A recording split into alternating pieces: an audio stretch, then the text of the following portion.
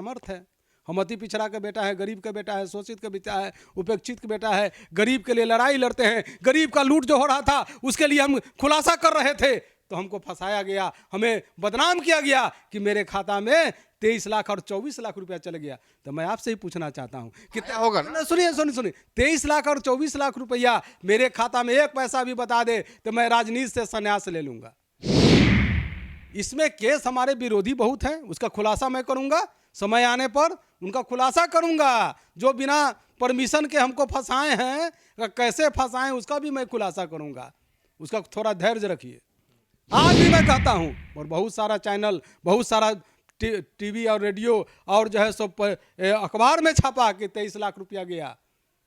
मगर मैं कहना चाहता हूं, उन्हीं से पूछना चाहता हूं कि जब 23 लाख गया तो निचली अदालत ने 3 लाख रुपया हम पर क्यों फाइन किया?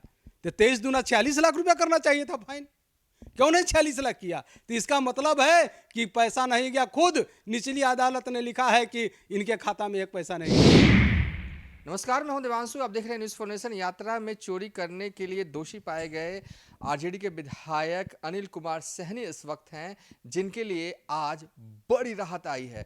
क्या है राहत की खबर इनके लिए, इन्हीं के जुबानी सुनेंगे। आपकी तो विधायकी रद्द हो गई थी, फिर क्या राहत की खबर आई? देखिए, राहत की खबर नहीं है, न्यायिक प्रक्रिया है। न्यायिक प्रक्रिया के अंतर्गत अगर निचली अदालत किसी को सजा देता है 2 साल और 2 साल से अधिक, तो उसका स्वतः उसी दिन से सदस्यता समाप्त हो जाती है, जिसका हम सम्मान करते हुए हमारे विधानसभा द्वारा निरस्त किया गया था मेरे सदस्यता। मगर 9/9/2022 को माननीय उच्च न्यायालय का फैसला आया, जिसमें निचली अदालत के आदेश को सस्पेंड कर दिया गया, माने निलंबित कर दिया गया। तो उसके आधार पर आज उसी के आलोक में जो 9/9/2022 और दिनांक 18/10/2022 का जो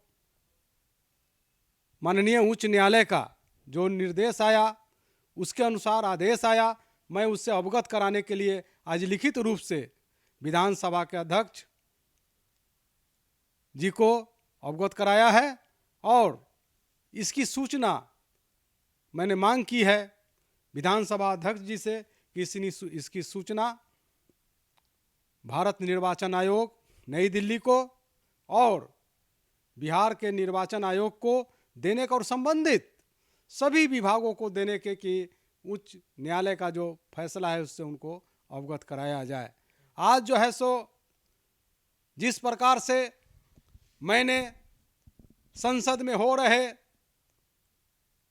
एयर टिकट का लूट और घोटाला, जिसमें बड़े बड़े लोगों का नाम आया, और जो एक सिस्टम चल रहा था, जो गलत सिस्टम चल रहा था, उस सिस्टम के खिलाफ मैंने आवाज उठाने का काम किया था। तो मेरे खिलाफ सीबीआई ने जो साक्ष्य प्रस्तुत किए, वो एयर टिकट चलाने वाले के लोग, संसद में बैठकर जो इसका काम कर रहे थे, उन लोगों को मेरे खिलाफ गवाह बना के दिया गया। आखिर क्या है देश का न्याय, न्यायपालिका? जो आप उसके सामने परोस के दीजिएगा, जो आप उनके सामने आप जो अपना पक्ष को रखिएगा, सीबीआई जो अपना पक्ष को रखे, जितने लोग जो एयर रैकेट चलाने, यहाँ तक कि जो सीता नाम की जो कंपनियां हैं, जो पूरे संसद का और हर जगह का जो है सो वो टिकट बनाने के काम करते हैं, वैसे वैसे लोगों से सीबीआई ने पूछा तक नहीं। और ये इसका जो कर्ता धर्ता और निर्देशक जो था वो विदेश भाग गया, इस केस में उसको पूछा भी नहीं गया। वहीं आपको हम बताते चले कि आप देख लीजिए कि हम पर जिस समय केस किया गया, जिस समय हम पर चार्जशीट किया गया, उस समय नियम है कि कोई प्रेजेंट अगर एमपी है तो उसके खिलाफ अगर कोई केस चार्जशीट होता है तो 23 अक्टूबर 2015 जब मैं महागठबंधन के लिए प्रचार कर रहा था, उस समय संजोग से महुआ में तेज प्रताप यादव के लिए और राघोपुर में मानवर वीर तेजस्वी यादव के लिए हम 2015 में प्रचार कर रहे थे। उसी शाम को जो है सो मेरे खिलाफ में जो है सो चार्जशीट दायर किया गया और बिना सभापति जी के अनुमति से जबकि कोई प्रेजेंट एमपी के खिलाफ किसी भी चार्जशीट दायर करने के लिए किसी भी, चाहे वो थाना हो, चाहे पुलिस हो या सीबीआई ही हो, तो उसको भी परमिशन लेने की आवश्यकता थे। बिना परमिशन लिए हुए मुझ पर केस किया गया। वहीं आप देख लीजिए जो यहाँ पर अंडर लाइन किया हुआ है, इसमें जो है सो करीब 5-7 केस किया सीबीआई ने। उसमें एक मेरा भी नाम है, अनिल कुमार सहनी, और जो अभी उत्तर प्रदेश के जो अभी उप मुख्यमंत्री हैं ब्रजेश पाठक जी, उनका नाम भी आप देखिए यहाँ पर है। उन पर सब पर केस किया गया। मगर जब बहुजन समाज पार्टी में जब ये ब्रजेश पाठक जी थे तो इन पर केस किया गया, और जब बहुजन समाज पार्टी से जब ये भाजपा में शामिल हो गए, और जब भाजपा में शामिल हो गए तो इनका केस सीबीआई ने आपस ले लिया।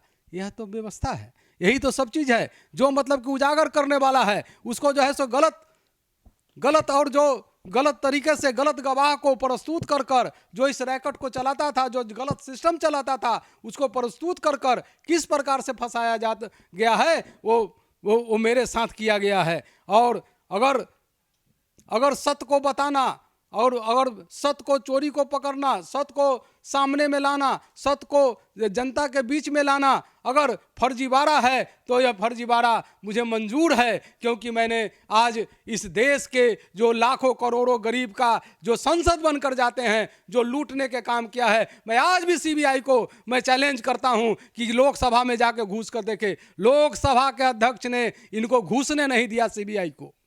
उस समय 2012-13 में लोकसभा के अध्यक्ष ने इनको लोकसभा में जांच करने के लिए नहीं घुसने दिया, और मुझ पर बिना अनुमति को केस चलाया गया। आज माननीय उच्च न्यायालय ने इन सारे बिंदुओं पर विचार कर रही है। उसी विचार के अंतर्गत आज जो है सो निचली अदालत के फैसला को निलंबित करने का जो काम किया गया है उनके द्वारा, और इसी के लेकर हम माननीय विधानसभा के अध्यक्ष अवध बिहारी चौधरी जी को मिलकर और उनसे मैं अपना निवेदन किया हूँ। क्या कहा बिहार विधानसभा के अध्यक्ष महोदय ने? बिहार विधानसभा के अध्यक्ष ने चलते समय सिर्फ यही एक दोहा हमें बोले तुलसीदास जी का कि सामर्थ के न कछु दोष गोसाई। जिस प्रकार से ब्रजेश पाठक जी को केस आपस लिया गया, तो क्या है, सामर्थ है।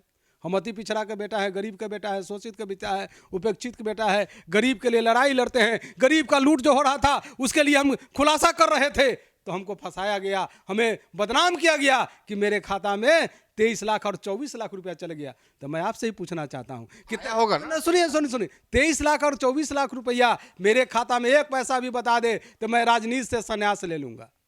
आज भी मैं कहता हूँ, और बहुत सारा चैनल, बहुत सारा टीवी और रेडियो और जो है सब अखबार में छापा कि 23 लाख रुपया गया।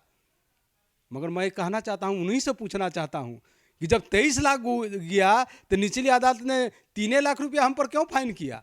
तो 23 दूना 46 लाख रुपया करना चाहिए था फाइन, क्यों नहीं 46 लाख किया? तो इसका मतलब है कि पैसा नहीं गया। खुद निचली अदालत ने लिखा है कि इनके खाता में एक पैसा नहीं गया।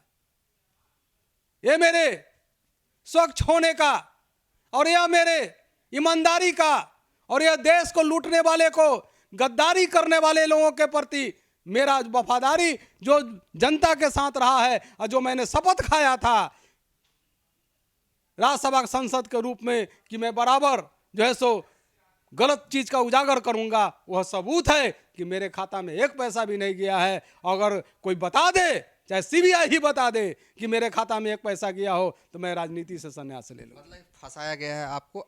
आपने यात्रा में चोरी नहीं की है, आप अपने पैसे से किया है अपनी यात्रा। मैंने अपने पैसे से किया, मैंने गलत पैसा लिया ही नहीं। मैंने संसद को बताया कि हम करवाया केस, किसने करवाया केस विधायक जी? इसमें केस हमारे विरोधी बहुत हैं, उसका खुलासा मैं करूंगा, समय आने पर उनका खुलासा करूंगा। जो बिना परमिशन के हमको फंसाए हैं, कैसे फंसाए उसका भी मैं खुलासा करूंगा। उसका थोड़ा धैर्य रखिए, इंतजार। तो आप अब भी कुर्नी के विधायक हैं? देखिए अभी जो नोटिफिकेशन के अनुसार तो हम तो अभी नहीं है, जब पुनः नोटिफिकेशन होगा तब फिर होंगे। ये हुआ है कि निचली अदालत के फैसले को स्टे लगा दिया गया है। अब हाईकोर्ट में अगली सुनवाई कब होनी है? अगली सुनवाई दिसंबर में है, दिसंबर में होगा। दूध का दूध, पानी का पानी। उम्मीद है कि हाईकोर्ट से राहत आ जाएगी। हाँ, हाई कोर्ट से पूरा राहत आएगा, क्योंकि न्यायपालिका जो है सो अब उसके समक्ष हम लोग रख रहे हैं। न्यायपालिका ही देखेगी ना कि मुझ पर बिना परमिशन का केस चलाएगा, बिना मेरे खाता में पैसा गया हुआ, मैंने उजागर किया, मैंने इसका खुलासा किया, उसके बाद भी जो लोग करने वाले थे उन लोगों ने सुनियोजित साजिश कर कर मुझे इस केस में फंसाया गया। तो कुल मिलाकर विधायक अनिल सहनी हैं जो कह रहे हैं कि इनके खाते में रुपए आए ही नहीं, तो फिर कैसे कहीं ना कहीं ये कह रहे हैं कि सीबीआई जो है ने साजिश के तहत इनको फंसाया है। फिलहाल निचली अदालत के फैसले को हाईकोर्ट ने स्टे लगा दिया है, सुनवाई जो है वो अब अगले महीने होगी। ये कहीं ना कहीं राहत भरी आरोप लगा रहे हैं अनिल सहनी कि कई लोग जो हैं इस पर शामिल हैं इन्हें फंसाने के लिए। फिलहाल अभी तक के लिए इतना ही। आप देखते रहिए न्यूज़ फॉर नेशन।